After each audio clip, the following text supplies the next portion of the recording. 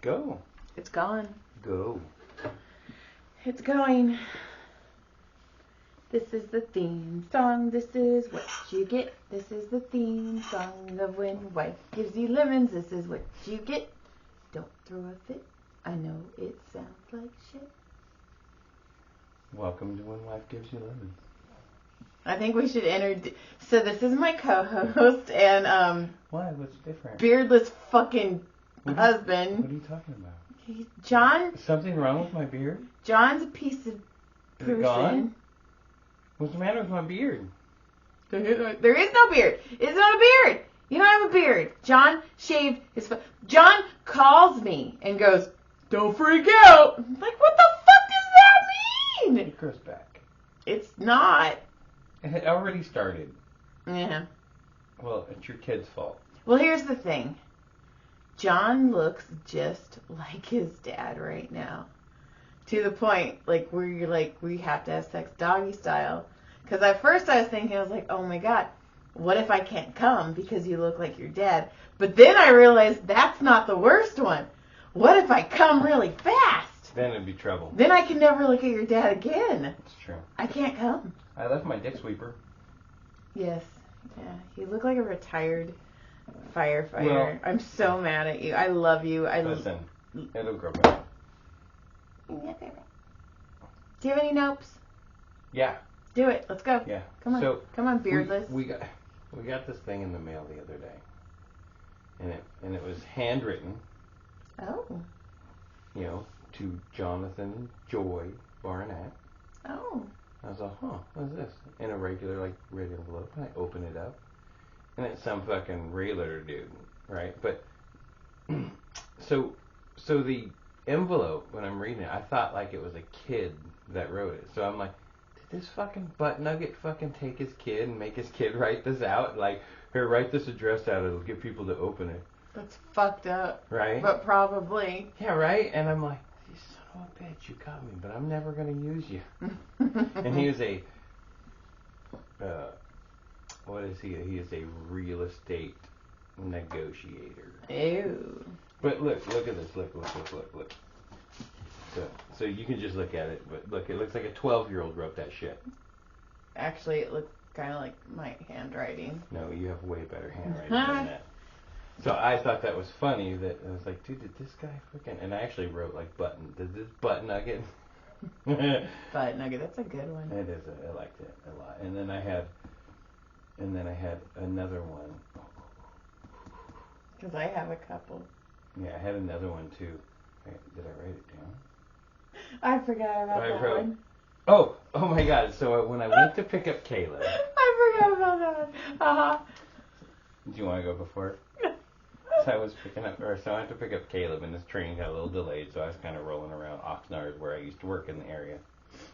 So I'm rolling by the old ship and all that, and outside the base, I'm like, I don't miss you, bitch. I don't miss you. I don't miss you, trauma. Like I was like, go away, trauma. Don't miss you. Right. So anyway, then I'm driving back, and I'm like, you know what? I'm going to get McDonald's. I'm going to time this out right for Caleb. Mm. I got to get McDonald's for him. I can't take you seriously with your own beer. Yeah, I know.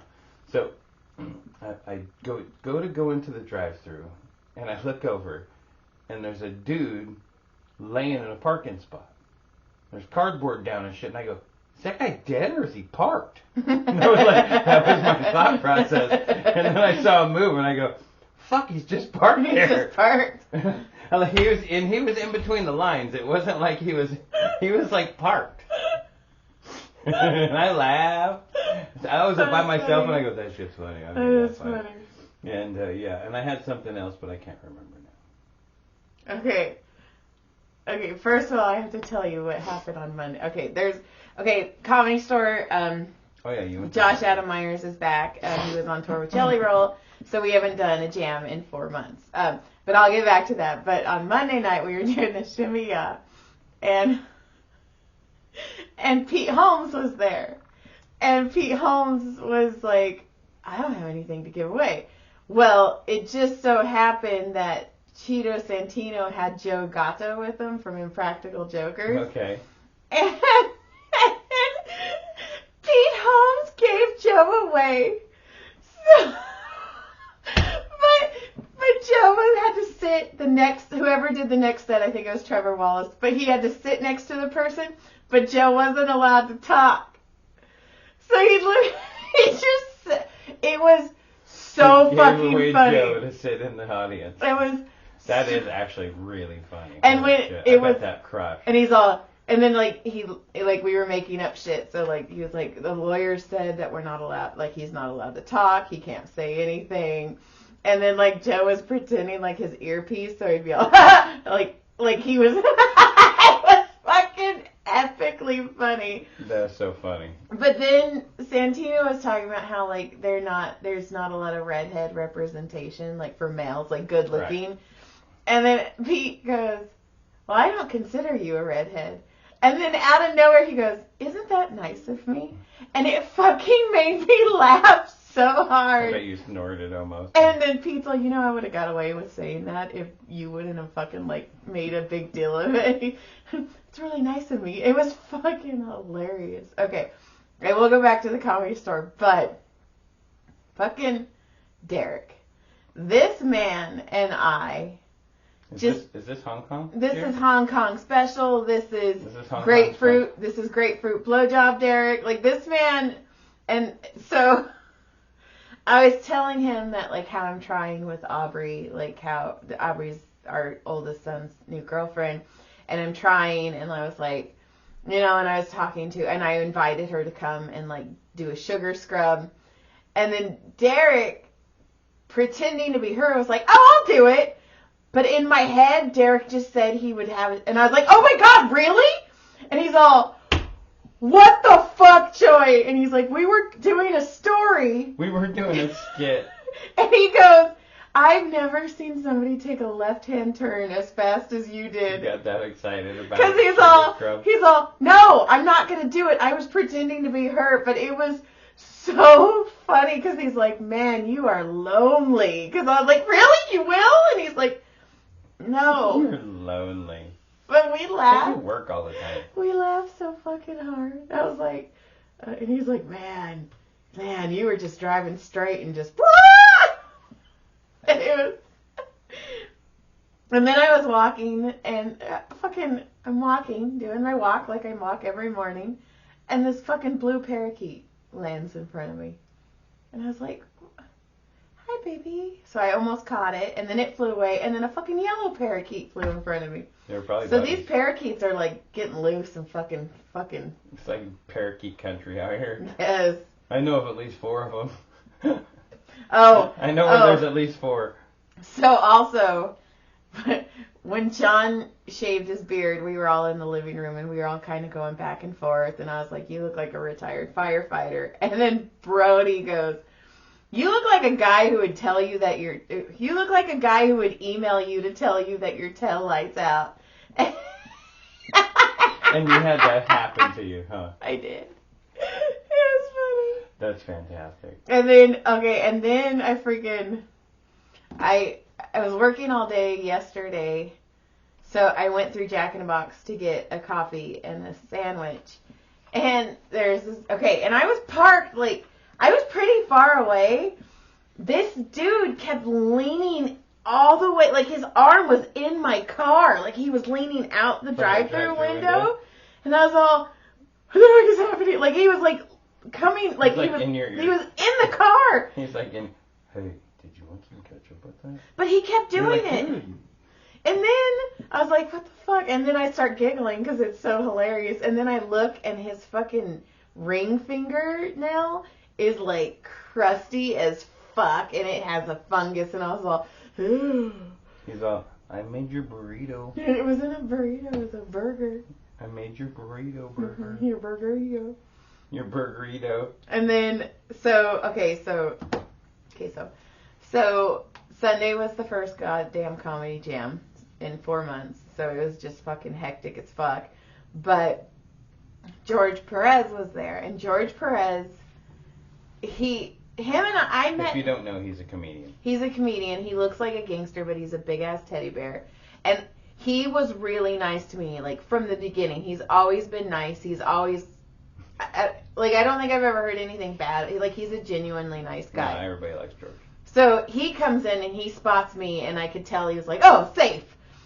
So we're talking, and then he was like, hey, I'm going to go get something to drink. And I was like, oh, can you get me a ginger beer? And then not kidding, like within a minute he was back, and I'm all, what the fuck? And he's all, fast service, huh? And he's all, it's because I'm famous. And then he's all, nah, it's because I accidentally ordered the beer and forgot about it. Left it up there for a while. So they just poured my ginger beer. And then at the very end, Josh has us all come up on stage and sing Bohemian Rhapsody. I normally don't, but Morty, the guy who used to produce the 500 with Josh, was like, Joy, get out there. So I'm like, fuck it. So I got out there, and George Perez once again sees me, and he's all, I don't know the words to this song. And he's like, you're white. You know the words to this song. And I go, I do. I'm all, yeah, it gets downloaded in your brain when you're born, when you're white. So he's like, I'm just sticking with you. So he was just like standing next to me.